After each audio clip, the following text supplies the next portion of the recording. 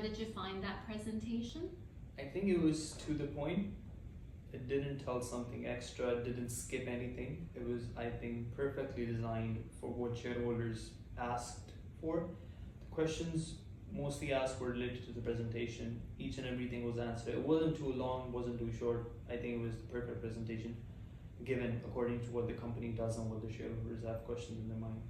So tell me a little bit about the other shareholders and the questions they asked.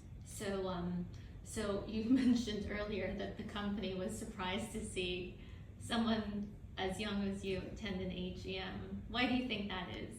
I think because I would say most of the people were old people. I would say above, I wouldn't say above, but they were mostly old, like in the retired phase now. I think probably the youngest person apart from me would be around 30.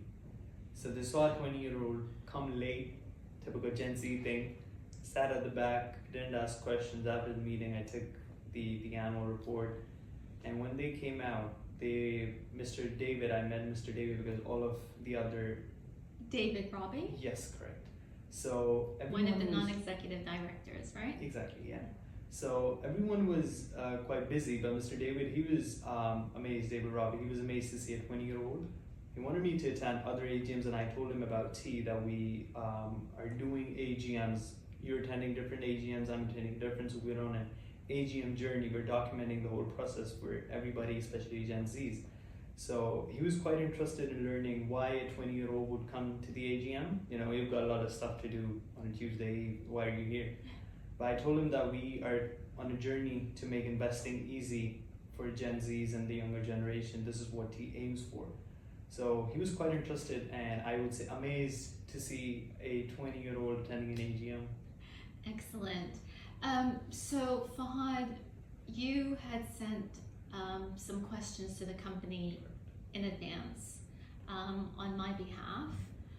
So it's the same questions we have been sending to companies, and they relate largely to the inclusion of individual investors in the company's engagement, particularly Gen Z.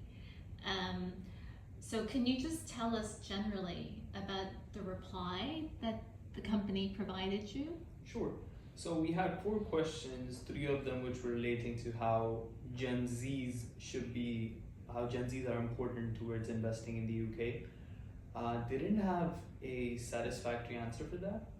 They were like, different companies do different things. So I think DS Smith itself isn't too convinced towards, wanting Gen Zs to invest in their company. There are other companies that Gen Zs can invest in.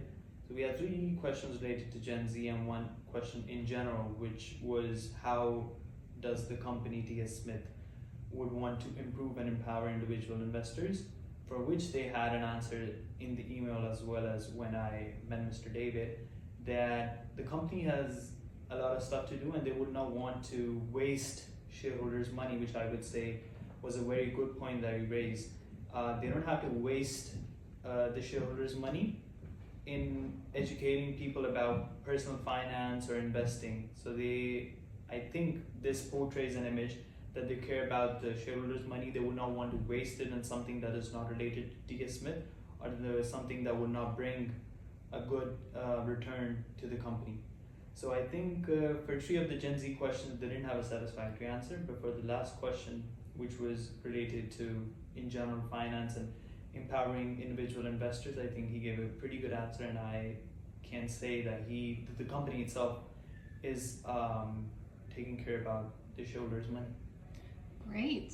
So final questions, or final question is, now that you have attended your first AGM, you are a university student, so you are going to be busy and cannot be attending every single AGM because you have lectures. Would you attend AGMs again? And why? 100%.